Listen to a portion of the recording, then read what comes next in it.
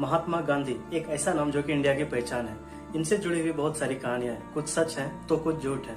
इन्हीं में से एक कहानी है उनके एक अनशन के बारे में, जिससे कि पार्टीशन के बाद इंडिया गवर्नमेंट मजबूर हो गई थी पाकिस्तान को 55 करोड़ रुपया देने के लिए। गांधी जी द्वारा ये 55 करोड़ रुपया पाकिस्तान को देने वाली बात हो सकता है अब तक व्हाट्सएप यूनिवर्सिटी या फेसबुक यूनिवर्सिटी से पहुंच गया होगा। तो चलिए इसके पीछे की सच्चाई को जानते हैं। जब इंडिया और पाकिस्तान का पार्टीशन यानी विभाजन हुआ तो पार्टीशन के बाद बहुत सारी चीजों का बंटवारा हुआ। पाकिस्तान को 1/3 मिलिट्री मिली और ओवरऑल रिसोर्सेज में से 17% रिसोर्सेज मिला। पार्टीशन के टाइम इंडिया में टोटल 921 मेजर इंडस्ट्रीज थी, जिसमें से 34 पाकिस्तान को मिला था। पार्टीशन के टाइम पे आरबीआई यानी reserve bank of India Pakistan का भी सेंट्रल बैंक था और इंडिया का भी सेंट्रल बैंक था। तो पार्टीशन के time reserve bank of India से कहा गया कि वो अक्टूबर 1948 तक इंडिया और पाकिस्तान दोनों की भूमिका निभाए। उस time reserve bank of India के पास टोटल 400 करोड़ का अमाउंट था और उसका भी बंटवारा होना था। तो उस बंटवारे के लिए टोटल 6 लोगों की कमेटी बनाई गई, जिसमें से 3 लोग पाकिस्तान से थे और 3 लोग इंडिया से थे। उस कमेटी के 6 लोगों को ये काम दिया गया कि भारत सरकार की कुल संपत्ति में से किसे कितना मिलना चाहिए। तो आरबीआई ने डिसीजन लिया कि टोटल 400 करोड़ में से 75 करोड़ पाकिस्तान को दिए जाएंगे और 325 करोड़ भारत रखेंगे। तो इसमें भी नेहरू जी और पटेल जी ने साइन किया था, यहाँ गांधी जी साइन नहीं किए थे। जब ये 75 करोड़ पाकिस्तान को देने थे तो उसमें से 20 करोड़ तुरंत ही पाकिस्तान को दे दिया गया और बाकी के 55 करोड़ भारत बाद में पाकिस्तान को देते। दरअसल ये एग्रीमेंट पे साइन होने के 2 घंटे बाद पटेल जी को ऐसा लगा कि इसमें एक शर्तें और जोड़ देनी चाहिए थी।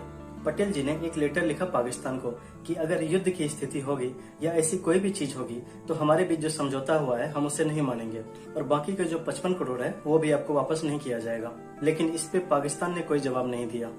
और इतना तो आप सब जानते हैं कि अगर 2 देशों के बीच किसी समझौते पर एक बार हस्ताक्षर हो जाए तो वो अंतर्राष्ट्रीय मामला हो जाता है।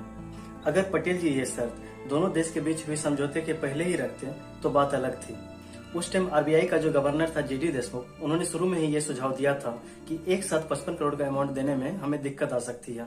उन्होंने कहा था कि बेहतर ये होगा कि अगर bank of India per month 3 crore के हिसाब से पाकिस्तान को देते रहे तो भारत सरकार पे कोई ज्यादा बोझ नहीं पड़ेगा। गवर्नर ने इस बात को लेकर वित्त मंत्रालय को पत्र भी लिखा था, लेकिन उस पर कोई ध्यान नहीं दिया गया। इसी बीच कश्मीर का इशू स्टार्ट हो गया। 22 अक्टूबर 1947 को पश्तून ट्रेबल ने कश्मीर पे हमला कर दिया और इस हमले में पश्तून ट्रेबल का साथ पाकिस्तान की आर्मी ने बखूबी दिया। तो कश्मीर पे इस हमले के बाद नेहरू जी और पटेल जी ने ये डिसीजन लिया कि पाकिस्तान के जो 55 करोड़ रुपए बाकी है वो हम उसे वापस नहीं करेंगे, क्योंकि अगर हम उसे 55 करोड़ रुपए वापस कर दिए तो उस रुपये से हथियार खरीद के उल्टे हमारे ऊपर ही यूज करेंगे।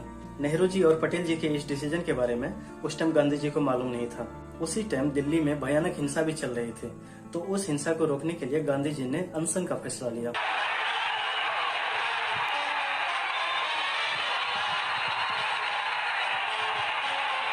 Ambulances had to force their way through. 11 जनवरी को गांधी जी का मौन व्रत था, तो मौन व्रत के दिन गांधी जी अपनी भाषण को लिख के किसी से बुलवा दिया करते थे और उस दिन सुशीला बहन को गांधी जी का भाषण पढ़ना था। तो सुशीला बहन जब गांधी जी की भाषण को एक नजर देख रही थी तो उसकी नजर अचानक से पड़ी कि मैं 12 जनवरी से अनशन पे बैठ रहा हूँ। इस अनशन को तोड़ने के लिए गांधी जी ने जो शर्त रखे थे उसमें 55 करोड़ का कहीं भी जिक्र नहीं था। और मैं आपको बतला दूं कि गांधी जी के द्वारा लिखी हुई सभी चीजें आपको इंटरनेट पे मिल जाएगी। अगर आप आखिरी के 92-93 खंड पढ़ोगे तो आपको समझ में आ जाएगा कि आखिरी के दिनों में गांधी जी क्या कह रहे थे। 12 जनवरी को गांधी जी माउंटबेटन से मिलने गए, तो माउंटबेटन ने गांधी जी को नेहरू जी और पटेल जी के इस डिसीजन के बारे में बताया कि भारत सरकार ने पाकिस्तान को 55 करोड़ रुपए देने से मना कर दिया है। तो गांधी जी ने माउंटबेटन से उसकी राय पूछी, तो माउंटबेटन ने कहा ये बिल्कुल गलत डिसीजन है, ये फैसला भारत की इमेज को पूरी दुनिया के सामने खराब कर सकती है। माउंटबेटन ने कहा ये नया आजाद भारत के लिए बिल्कुल भी सही फैसला नहीं है।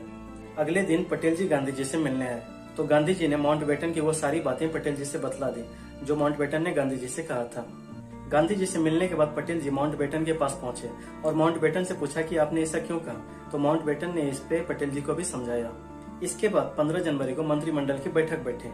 इस बैठक में नेहरू जी, पटेल जी, श्यामा प्रसाद जी सभी लोग थे, यहाँ भी गांधी जी नहीं थे। तो इस 15 जनवरी की मीटिंग में सभी को समझ आया कि ये 55 करोड़ रुपया नहीं देने का डिसीजन सही नहीं है।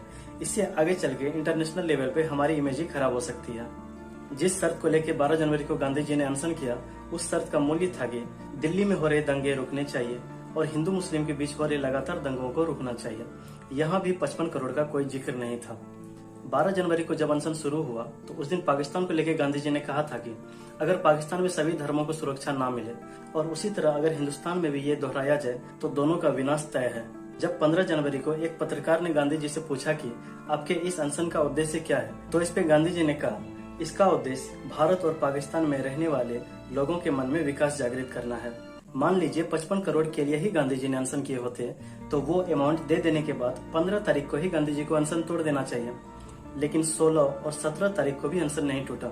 जब मौलाना आजाद और डॉक्टर राजेंद्र प्रसाद मिलकर दिल्ली के सभी प्रमुख सामाजिक, राजनीतिक, धार्मिक लीडर से मिलकर उनका सिग्नेचर करवाया हुआ पेपर गांधी जी के सामने 18 जनवरी को पेश किया, जिसमें लिखा हुआ था कि हम आपकी बात मानेंगे, हम किसी भी तरह के दंगे नहीं होने देंगे और किसी भी तरह के हिंसा को सपोर्ट नहीं करेंगे। जब 18 जनवरी को गांधी जी को दिल्ली के सभी पक्षों से ये आश्वासन मिल गया, उसके बाद जाके उन्होंने अपना अनशन तोड़ा। तो यहाँ तक तो समझ आ ही गया होगा कि गांधी जी के अनशन का और उस 55 करोड़ रुपये का कोई लेना देना नहीं था। एक कोट बोलना चाहूंगा जो पटेल जी ने गांधी जी के बारे में कहा था। 15 जनवरी को 55 करोड़ रुपये का डिसीजन लेने के बाद पटेल जी ने गांधी जी के बारे में कहा। पटेल जी ने कहा, हम नजदीक के सोचते हैं और बापू दूर के। उन्होंने सीनियर होने के तौर पे वही डिसीजन लिया जो सही था। अगर आपको वीडियो इन्फॉर्मेटिव लगा हो तो वीडियो को शेयर करें और चैनल को सब्सक्राइब करें। धन्यवाद।